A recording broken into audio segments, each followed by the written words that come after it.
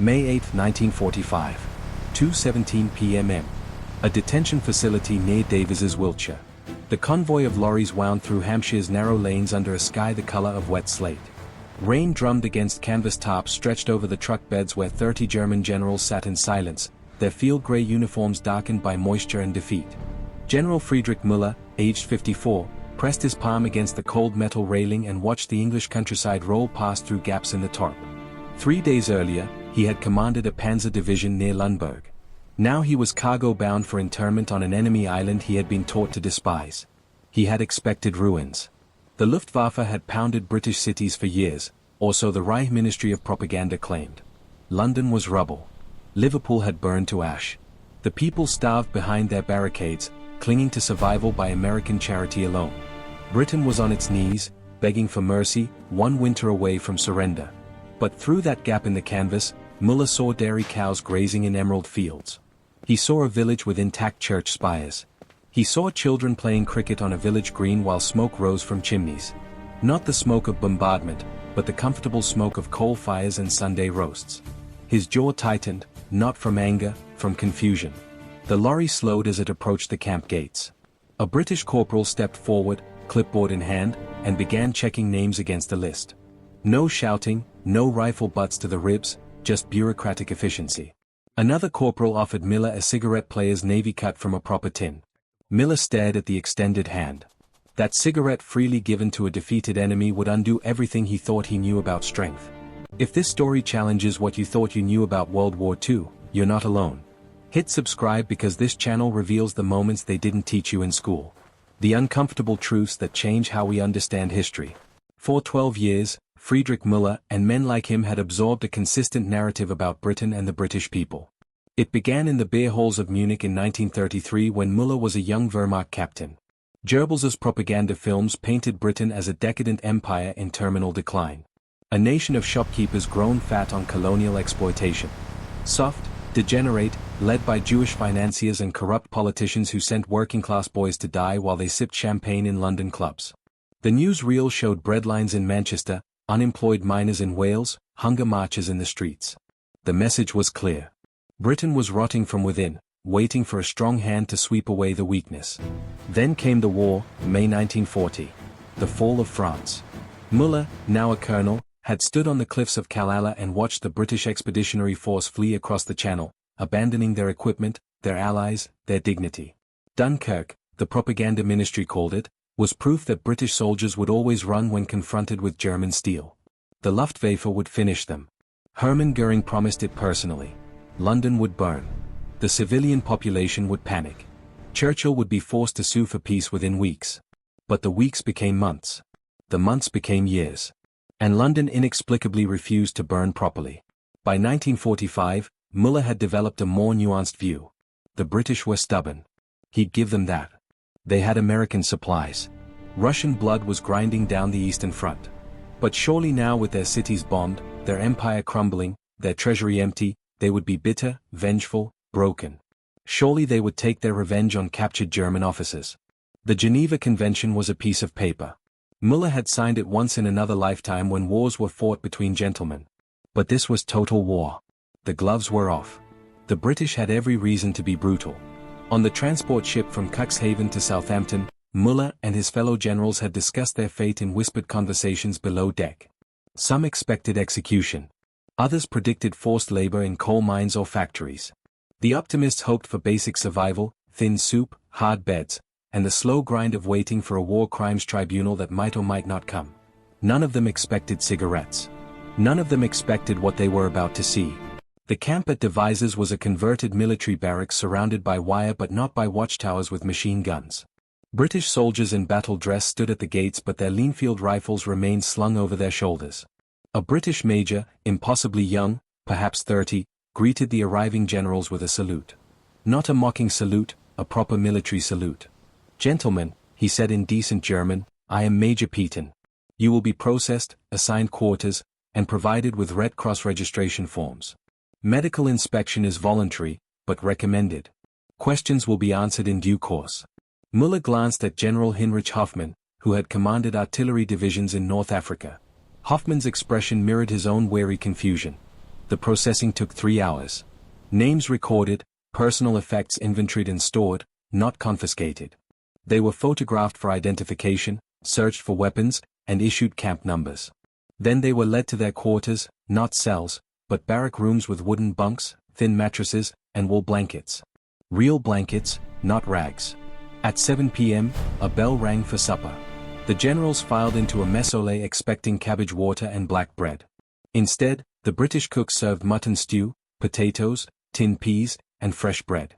The portions were smaller than Wehrmacht officer standards, but they were honest portions. The mutton was real. The bread was only slightly stale. Müller ate slowly, analyzing every mouthful for poison or for signs of mockery, finding neither. After supper, Major Petain appeared again. "Gentlemen, I must inform you that your accommodation is subject to Red Cross inspection which will occur next Tuesday. In accordance with the Geneva Convention, you are entitled to write 1 letter per week to family members subject to censorship. You will not be required to perform labor. You are however expected to maintain discipline within your own ranks and follow camp regulations. Any questions?" Müller raised his hand. "Major, when will interrogations begin?" Petain looked genuinely confused. "Interrogations, General?" "Yes. Intelligence gathering. Enhanced questioning." "Ah." Peitain's expression cleared. "There will be no interrogations. You are prisoners of war, not intelligence assets. If you wish to volunteer information for historical record, that can be arranged. Otherwise, you'll be left in peace." The room went silent. General Hoffmann spoke up, his voice carefully neutral. "Major, forgive me, but our Air Force bombed your cities for 4 years. Your merchant ships are at the bottom of the Atlantic. Your men died at Dunkirk in North Africa and Italy. And you serve us, mutton." Peain's jaw tightened slightly. The first crack in his professional facade. But when he spoke, his voice remained even. "General, Britain signed the Geneva Convention in 1929. We have no intention of breaking that commitment simply because our enemies found it inconvenient. Good evening, gentlemen." He turned and left. Müller stared at his empty plate. The mutton had been real. The threat of torture had not materialized, and somewhere in the back of his mind, a small question began to form. On the 8th day of captivity, the generals were informed they could volunteer for supervised walks outside the camp. The British called it exercise privilege contingent on parole, a signed promise not to attempt escape. Müller signed. What was the point of escaping? Germany had surrendered. There was nowhere to go except back to Aschen occupation zones.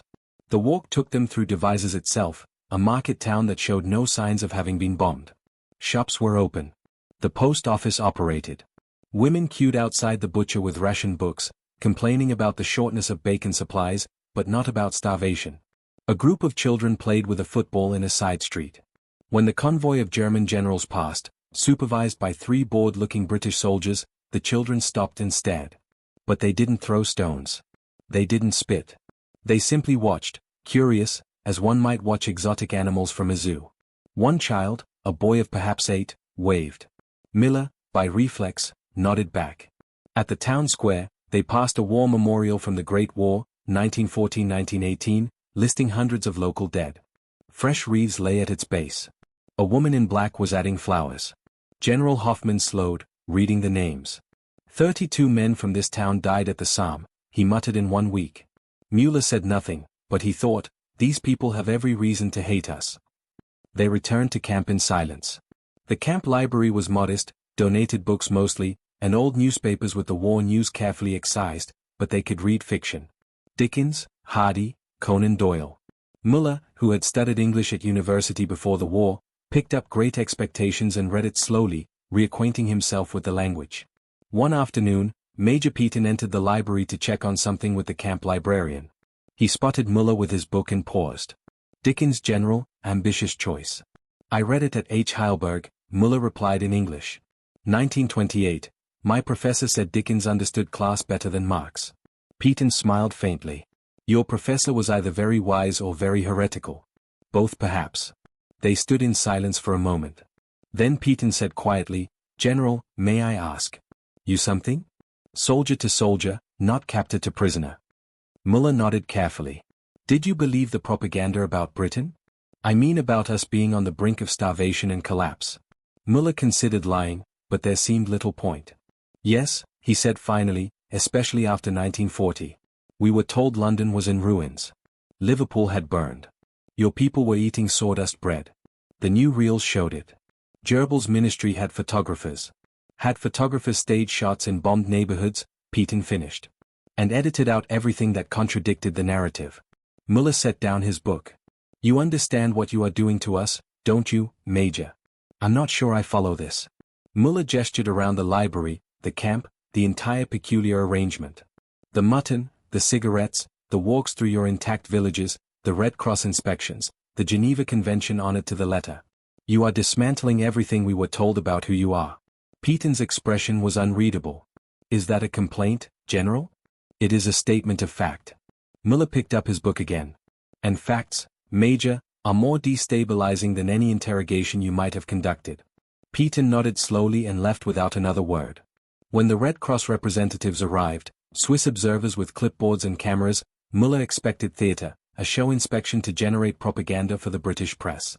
Instead, the inspectors were given unrestricted access to every building, every record, every prisoner who wished to speak with them. They interviewed generals privately without British supervision.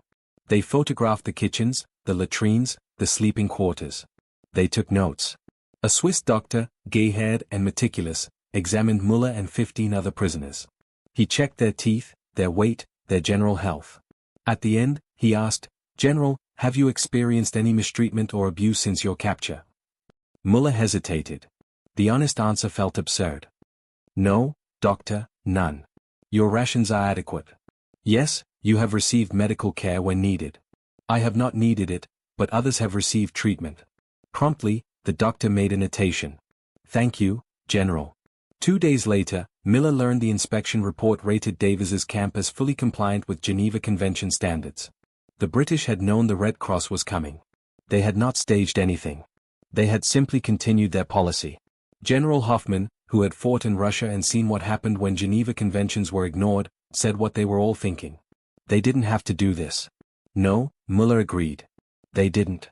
Britain's treatment of German prisoners of war was not accidental sentimentality. It was calculated policy built on 4 institutional pillars. First, security. According to documents now held at the National Archives at Kew, British military intelligence concluded early in the war that brutal treatment of PS created fanatical resistance. Humane treatment, by contrast, encouraged compliance and reduced escape attempts. A well-fed, fairly treated prisoner was easier to manage than a desperate one. Between 1939 and 1945, Britain held over 400,000 German prisoners of war on British soil. The mortality rate was under 0.3%. Escapes were rare and almost universally unsuccessful. The policy worked. Second, intelligence. Cooperative prisoners talked not under torture, which produced false confessions and propaganda victories for the enemy, but under conditions of psychological comfort. Men who were treated with basic dignity were more likely to volunteer information about troop movements, supply conditions, morale issues, data that proved invaluable for Allied intelligence services. The interrogation centers at Trent Park and Latimer House recorded thousands of hours of conversations between German officers who believed they were simply chatting among themselves. The rooms were bugged. The intelligence gathered helped shorten the war. Third, diplomatic reciprocity. Britain held German prisoners. Germany held British prisoners. Every violation of the Geneva Convention invited retaliation. The British government, led by Churchill himself, understood this arithmetic. Treat enemy prisoners well, and your own men had a better chance of similar treatment. It didn't always work. The Japanese ignored Geneva entirely, but with Germany, the calculation held. German camps for British PS were harsh, but rarely murderous. The reciprocity, though imperfect, saved lives on both sides. Fourth, moral commitment. Britain had signed the Geneva Convention in 1929 and ratified it in 1931. Throughout the war, despite the bombing of civilians, despite the U-boat campaign, despite everything, the British government insisted it would honor that signature. Not because it was easy, not because it was deserved, but because it was who Britain insisted it was. As one War Office memo from 1943 bluntly stated, "If we descend to the enemy's level, we surrender the moral authority upon which our cause depends." This was not naive. It was strategic morality. Late at night, June 1945, Muller lay in his bunk, staring at the wooden slats above him. Outside, a nightingale sang in the Wiltshire countryside, a sound he hadn't heard since boyhood summers in Bavaria. The question kept returning, no matter how many times he tried to dismiss it. If the propaganda about British cruelty was false, and it was demonstrably, empirically false, what else had been a lie? He had believed the newsreels about London burning. False. He had believed Britain was starving. They were rationed certainly, but not starving. He had believed the British people were weak, degenerate, ready to surrender.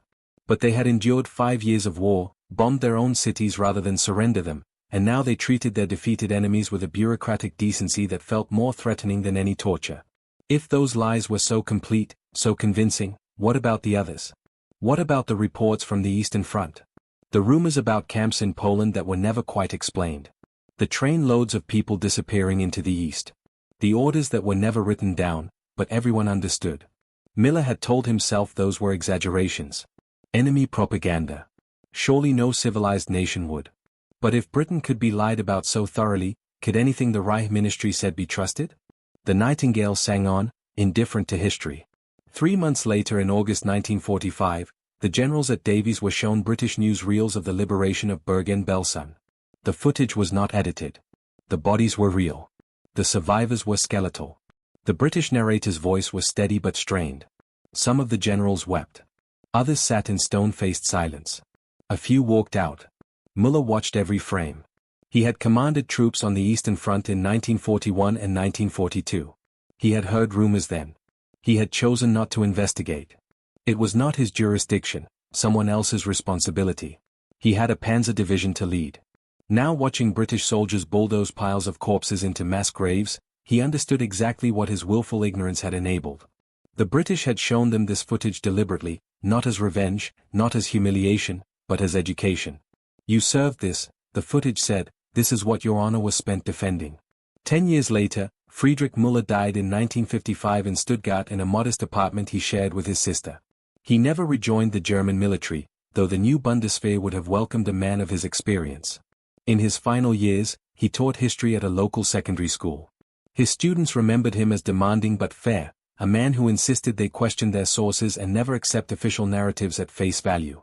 He kept one object from his time in British captivity, a battered tin mug, standard British Army issue, from which he had drunk countless cups of unsweetened tea. It sat on his desk at school, dented and stained. When students asked about it, he would say, "This mug taught me more about strength than 12 years of propaganda ever did." He never explained further, but in his desk drawer, carefully preserved, was a letter he wrote in 1946 to Major Peaton. It was never sent. In it, he tried to express gratitude for something he could not quite name. Not for kindness exactly, but for the demonstration that civilization could survive even in victory. The letter ended with a single line. "You did not have to treat us as human beings. That you did so is something I am still learning to understand." The story of German generals confronting British decency is not a story about British moral superiority. The British Empire was built on violence and exploitation. British cities were protected by the blood of colonial subjects who had little choice in the matter. The RAF firebombed Dresden and killed tens of thousands of civilians. This is not a story about heroes and villains. It's a story about the power of institutional restraint under pressure. About how propaganda works by controlling what people see, not just what they are told. About how small gestures, a cigarette offered, a meal provided, a convention honored, can shatter certainties more effectively than any lecture. The German generals who passed through British P camps discovered that the enemy they'd been taught to despise had treated them better than their own propaganda claimed they would be treated. And that discovery forced them to question everything else they believed, which is perhaps the most subversive thing Britain could have done. If this story challenged your assumptions about World War II, there are dozens more like it on this channel. Subscribe and let's keep questioning what we thought we knew, because history is rarely as simple as we were taught.